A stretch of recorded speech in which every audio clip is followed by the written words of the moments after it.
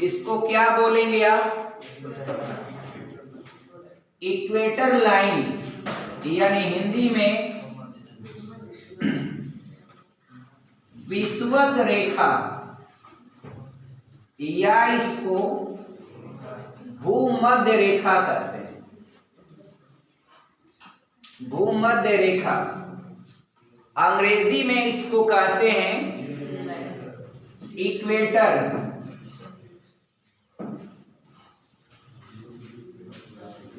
Equator line क्यों कहते हैं इसको अंग्रेजी में? हाँ, फिर भूमध्य क्यों कहते हैं? हाँ, वही बात। आप विषुवत क्यों कहते हैं? चलिए, भूगोल की भाषा में कहते हैं। ये वाली जो लाइन है इसके बारे में तो जानकारी होगा ही आपको। अंशिका आप बता दीजिए। 23.5 अंश साउथ, यस लिख दें, नॉर्थ। बहुत बढ़िया। एक कई बार आपका अध्यापक लोग इसको गलत करते हैं, कहते हैं यन यस से क्या फर्क पड़ता है? हर डियर कुछ भी होता है, ऐसा नहीं होता है। टीचर लोगों में देखा हूं मैंने आपका कई लोगों को कि यन और यस का डिफरेंस नहीं कर पाए। यन का मतलब होता है उत्तरी गोलार्ध में लाइन है, यस का मतलब आपका दक्षिणी गोलार्ध में line. 0 degree participate to whole earth, पूरे धरती को 2 गोलार्धों में, 2 हेमिस्फीयर में बांट देता है। ऊपर वाला उत्तरी गोलार्ध और नीचे वाला दक्षिणी गोलार्ध, उसको बांटने वाली लाइन होती 0 डिग्री।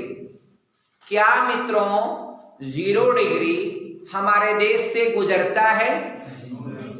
जापान से, अफ्रीका से, हाँ यस, अफ्रीका से डियर, अफ्रीका महाद्वीप से। दुनिया का 2017 का क्वेश्चन है, एग्जाम में पूछा गया था, टीचर एग्जाम में, कि कौन सा महाद्वीप है जहां से कर्क रेखा, विषुवत रेखा और मकर रेखा, तीनों रेखाएं गुजरती हैं। डियर, अफ्रीका महाद्वीप दुनिया का एक ऐसा कॉन्टिनेंट है जहां से कर्क, विषुवत और मकर, ये तीनों लाइनें पास करती हैं। Concept clear? कोई कंफ्यूजन नहीं? आगे बढ़िए। तो डियर, और नीचे भी बना देना ऐसे। चलिए, ये आपका 23.5 अंश साउथ होगा। 2 लाइन हमें और बनाना है। एक कितना डिग्री होगा? 66.5 अंश, ये नॉर्थ होगा। और ये वाली लाइन 66.5 अंश, ये साउथ होगा। आप सबका नाम तो याद हो गया। ये आपका कर्क रेखा है और ये वाली आर्कटिक रेखा है, आर्कटिक रेखा। और ये आपका मकर रेखा है और ये वाली आपका अंटार्कटिक रेखा होगी। ठीक है डियर? और ये आपका क्या है? ये आपका नॉर्थ पोल है, एनपी है। और ये क्या है? साउथ पोल आपका एसपी है। मित्रों, ये जो आपका एरिया या जोन होता है 66.5 अंश से ऊपर वाला, इसको आप फ्रिजिड जोन कहते हैं, यानी शीत कटिबंध है। कटिबंध भूगोल की भाषा में क्षेत्र को कहते हैं कटिबंध। ये कौन सा है? ये भी आपका शीत कटिबंध ही है। ये क्या है मित्र? दोनों सेम है, शीतोष्ण। यहां पर ठंडी भी पड़ती है और गर्मी भी पड़ती है। इसको आप भाषा इस्तेमाल करते हैं शीतोष्ण, इसको भी शीतोष्ण कटिबंध नहीं लिख रहे हैं, क्षेत्र कर दे रहे हैं, आप समझ जाइएगा। भूगोल की भाषा में जानते हैं कटिबंध होता है शीतोष्ण। अब भूगोल वाले आपका क्षेत्र मत लिखिएगा, नहीं तो टीचर गुस्सिया जाएगा जो कॉपी जांचेगा। भूगोल पढ़ रहा है, बताइए क्षेत्र लिख रहा है कटिबंध। भूगोल की भाषा में विषुवत रेखा ही लिखिए, भूमध्य रेखा मत लिखिए। लिख भी देंगे तो थोड़ा मोड़ा चलेगा, गलत नहीं है। ये जो है ना डियर, इन शब्द का अगर आप संधि विच्छेद करेंगे शीतोष्ण का, तो डियर इसका डियर आनंद बता रहे हैं शीत धन उष्ण होता है। अब छोटा हो बड़ा हो थोड़ा मोड़ा गलत हो सकता, हमको हिंदी का उतना जानकारी नहीं है, संधि विच्छेद या जो भी चीज है। शीत माने होता है मित्रों ठंडा और उष्ण माने होता है गर्म। और डियर ये बीच वाला पूरी एरिया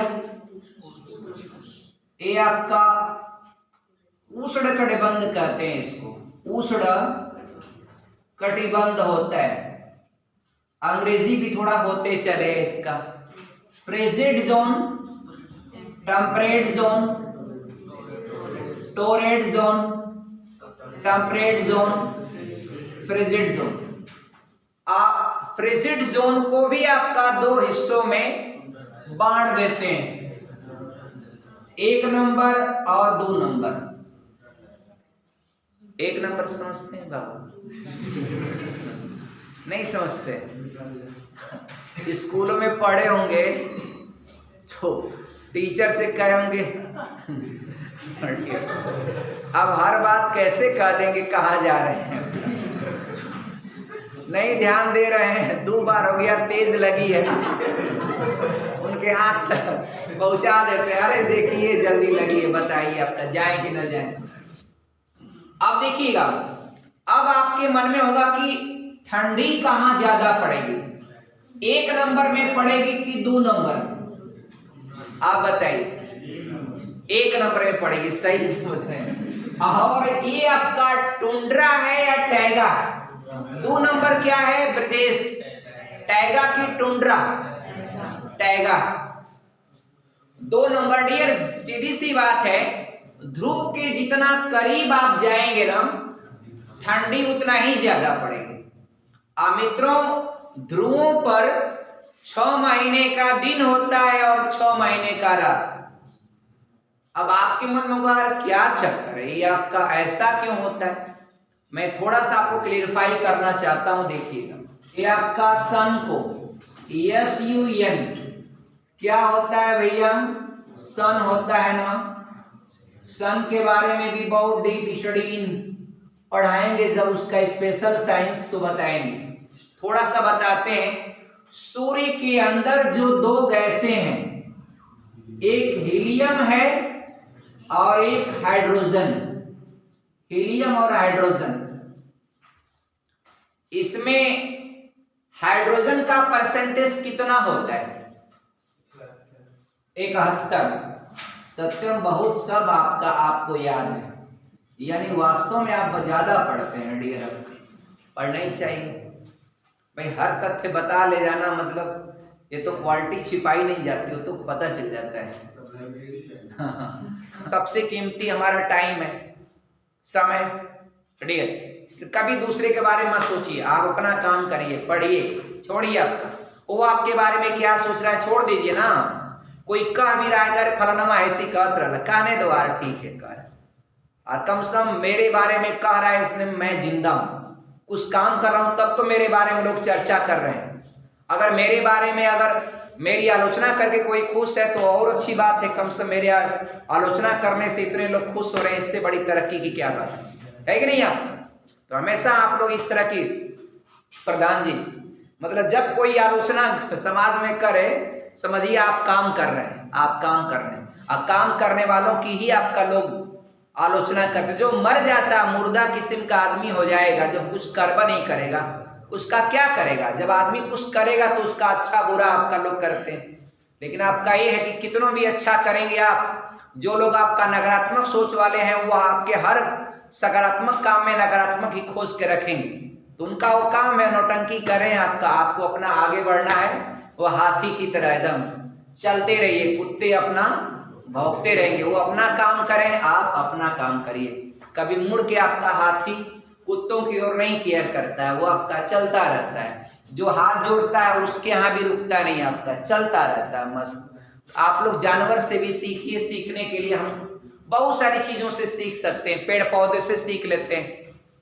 कहावत है ना कि कोई फल लगता है तो झुक जाता है डालियां। यही सिखाता हमें ये वर्डिंग स्टेटमेंट कि हम अगर आगे बढ़े तो हमारे अंदर आपका क्या होना चाहिए, विनम्रता आनी चाहिए।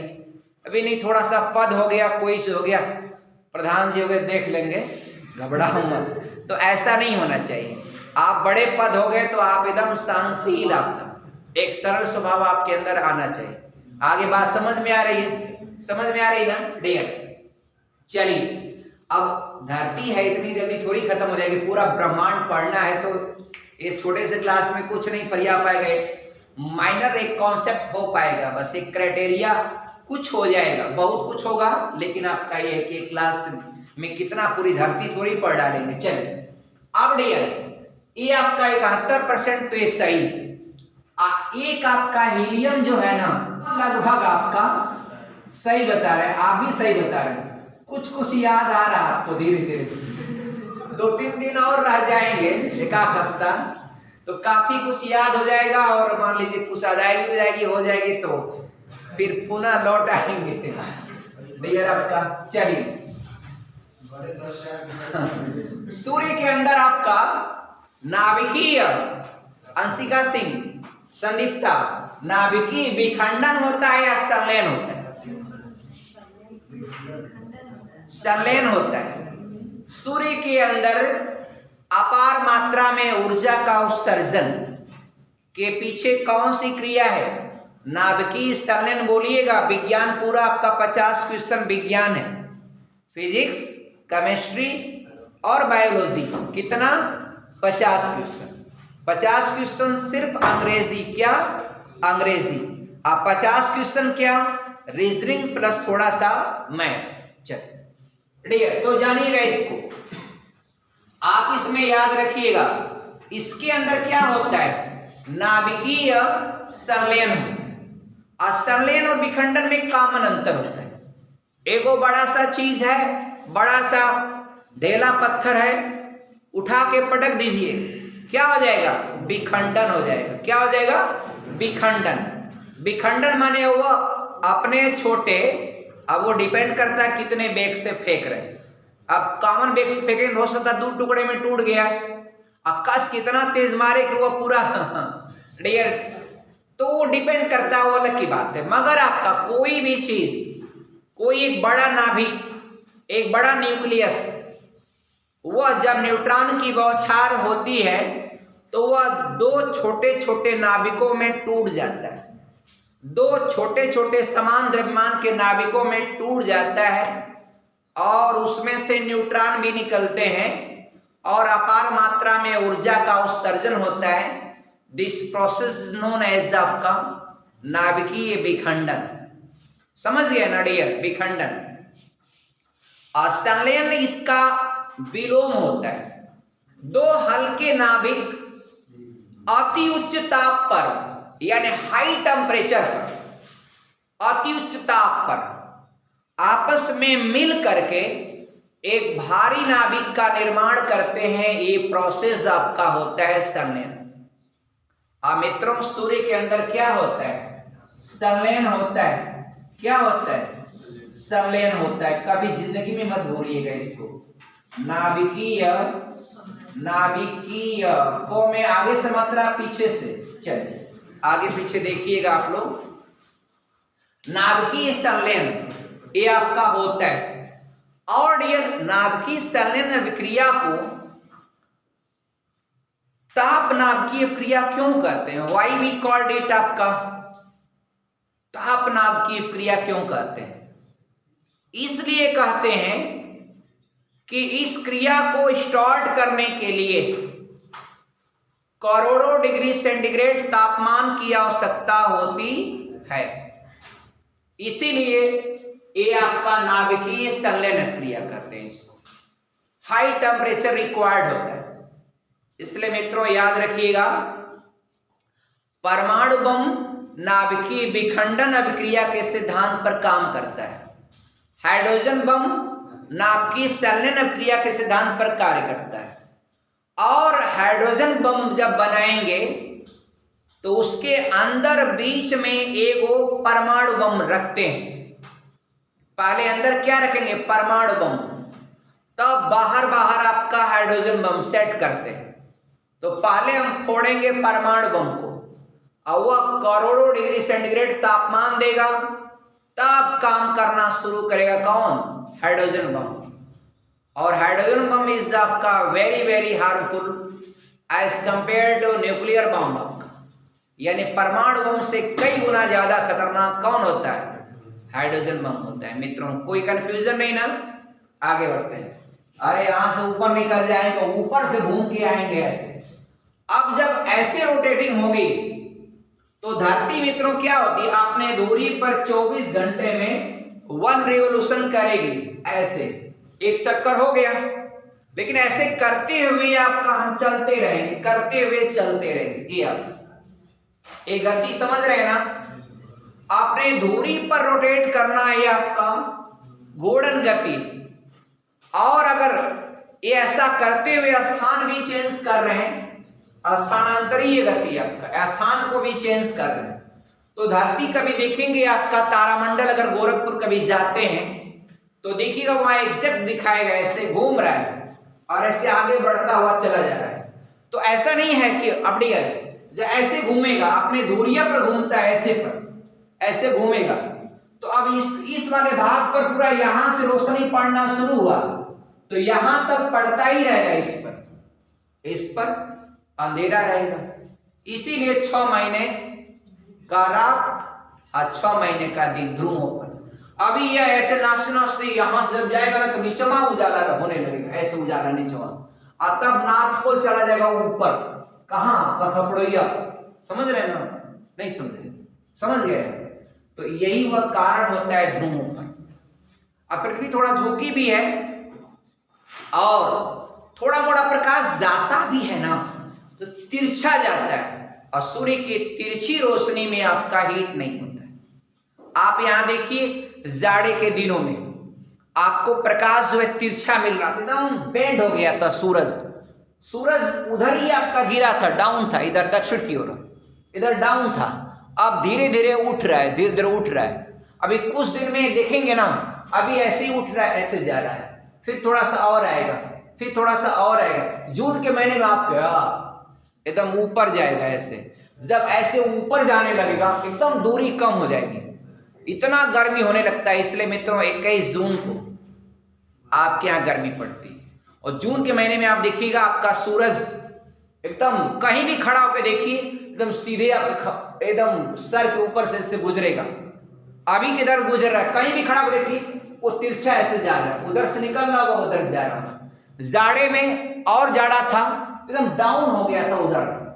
और इसलिए दक्षिण की दीवार जो है जाड़े के दिनों में अगर इधर दीवार है, इसके पास जितना भी प्लांट लगाएंगे, इन प्लांटों का डेवलपमेंट बेहतरीन नहीं होता है, क्योंकि सूर्य आपका यहां से इधर कभी नहीं जाएगा, जब जाएगा तो यहां से इधर ही जाएगा। और इसलिए आपका साउथ की जो दीवार होती है उसके पास जो भी फसल होती है, या अगर कोई पेड़ है अगर उसके उत्तर में अगर आपका प्लांट यानी खेत बाड़ी है तो जीवन भर आपका धाद मारेगा। अगर कोई पेड़ आपका कोई वृक्ष के आपका दक्षिण में अगर आपका खेत है तो वह वृक्ष आपके खेत पर सूर्य की रोशनी कभी नहीं रोकेगा।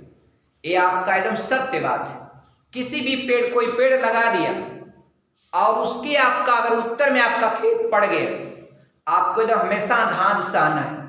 बस यही होगा कि जून के महीने में थोड़ा कम सहेंगे, सीधा आ जाएगा, खपड़ों पे आ जाएगा, काम भर के डाल देगा। लेकिन ज्यों जाड़ा आएगा आपका आधा खेत पूरा आपका छाया ही रहेगा। ये सब स्पेसिफिक चीजें हैं जो अपने जीवन में आप देखिएगा, आपको समझ में आएगा। डियर आपका और वायुमंडल का जो कंपोजिशन है तो उसमें ऑक्सीजन इस आपका 21%, नाइट्रोजन सबसे ज्यादा आपका 78%, 78% है, 78.08% है, तो 78% कर लीजिए। और आपका कार्बन डाइऑक्साइड को कभी पूछ लेता है CO2, तो वो आपका 0.033%। और सबसे ज्यादा अगर कोई सबसे ज्यादा अगर कोई अक्रिय गैस वायुमंडल में पाई जाती तो आर्गन है 0.93%। 0.93% सबसे ज्यादा होती है मित्र, सबसे ज्यादा होती है। लेकिन वायुमंडल में अगर कोई अक्रिय गैस नहीं पाई जाती वो आपका कौन है? रेडान। अक्रिय गैस कुल कौटे होते हैं, कगो होते हैं? 6 गो, 6 आपका डेयर। ये देखिए हीलियम, नियान, आर्गन, क्रिप्टान, जेनान, रेडान। एकदम रट लिए आप लोग, रट लिए। एक एक का यूजेस क्या है भैया? नियान का, हीलियम का क्या यूज होता है, नियान का क्या यूज होता है, आर्गन का क्या होता है, क्रिप्टॉन का क्या होता है, जिनान का क्या होता है, रेडान का क्या, पूरा आपका पढ़िए। और जिस एरिया में अगर भूकंप आ जाए तो किस गैस की मात्रा बढ़ जाती है? रेडान। क्योंकि जमीन में चट्टान के क्रैशिंग या चढ़ने से या हटने से होता है। भूकंप कैसे आता है? या तो कोई आपका एक प्लेट दूसरे प्लेट के ऊपर चढ़ जाए या तो हट जाए। दो प्रक्रिया होती है, एक अभिसरण होता है, एक अपसरण। क्या होता है? दो ही होता है ऐसे, एक हटता है, एक चढ़ जाता है। एक प्लेट दूसरे के ऊपर चढ़ जाएगी, ठीक है। अब अलग अलग जो घटनाएं होंगी, पर्वत बनेगा, क्या बनेगा, वो सब भूगोल में बताएंगे। अब जब भूकंप आएगा जमीन के अंदर, तुरंत आपका क्या? रेडियम। रेडियम एक ऐसी धातु है जिसका जब आपका रेडियो एक्टिव होगा उसमें से निकलेगा अल्फा कण। तो रेडियम आपको पता है, आप तमाम आपका पेंट या जो कपड़े पहनते हैं, कपड़ों में पेंट लगता है, पेंट को रेडियम मिक्स कर देता है। अब जब लाइट के सामने जाएंगे आप पूरा चमकेगा आपका रेडियम। हर चीज में रेडियम इस्तेमाल होता है। जितने भी पेंट आजकल दीवारों पर शाइनिंग कितना अच्छी क्यों आ रही है? क्योंकि आपका रेडियम युक्त पेंट है। सारे आपका जो एशियन कंपनी बनाती है, नेरोलॉक बनाती है, सारी कंपनियां ब्रांडेड, वो सारे पेंटों में क्या है? अभी चूना से रंग दीजिए, परावर्तन कम हो जाएगा। रेडियम मिला दिया, इतनी शाइनिंग गेटअप है, तुरंत प्रकाश जा रहा है, लौट रहा है। तो रेडियम आपका एक चीज और होता है, प्रकाश को क्या करता है? परावर्तित करता, परावर्तन। इसलिए सड़क पर देखा होगा आपने, सड़क पर ये लाइट जो लगी होती है। एक बार मैं ऐसे ही कार से आ रहा था, एक आदमी तिलक से आ रहा था, तो एक आदमी मेरे पास बैठा था। इत्तेफाक से कार वाले पीछे वाले सीट पर बैठा था, मैं कार चला रहा था। तो बहुत उस समय नई नई कार लिया था, लड़की का, हम उसको पढ़ाए भी थे। तो निमंत्रण दिया था, हम गए आपका, वहां से गए, आ रहे थे। अब वो रोड पर पूरा बीच में पीले कलर वाला सिस्टम लगाया गया था। पीले कलर का जो गुटका टाइप में होता है, वो आपका रात में जैसे लगेगा पूरा जल रहा है। हम बीच से ही आपका क्रॉस होकर के चला रहे हैं। वो बुजुर्ग आदमी बेचारे थोड़ी देर बाद, 1 घंटा बाद बोले, मार्ट साहब आप बहुत नुकसान किए। हम कहें क्या? कहें सब सड़क पर जितनी पियर की लाइट थी सब आपकी गाड़ी फोड़ती आई हो। हम कहे चाचा वो लाइट नहीं लगी थी, वो गुटका था, वो ऐसे रिपल, उसमें रेडियम युक्त आपका स्टिकर लगा है, बस लाइट पड़ रहा है, परावर्तित हो रहा है, बस वो इंडिकेशन के लिए लगता है। सड़क पर देखेंगे कहीं भी रेड आपका पट्टियां लगी होती हैं, वो आपका क्या करेगा? रेड चीज कोई खतरा है, सड़क किनारे पेड़ है ना, तो पेड़ पे देखेंगे एक लाल कलर का रेडियम का स्टिकर मार देंगे, उस पर चिप मार देंगे, ताकि लाइट पड़े तो गाड़ी रात में चलाने वाले को दिख जाए कि आगे पेड़ है, आगे खंबा, आगे पोल है। कहीं पुल है, डाइवर्जन है, तो वहां पर जगह जगह खूब लगा देते हैं एकदम एक तरफ से, नहीं तो हाई स्पीड में आदमी पता नहीं चल पाएगा। अब लाल दिख रहा है, लाल मतलब खतरा। और लाल का प्रेसिडेंट आप जानते ही हैं, प्रेसिडेंट सबसे कम होता है, इसलिए दूर से विजिबिलिटी उसकी क्लियर। थैंक्स डियर, धन्यवाद, जय हिंद।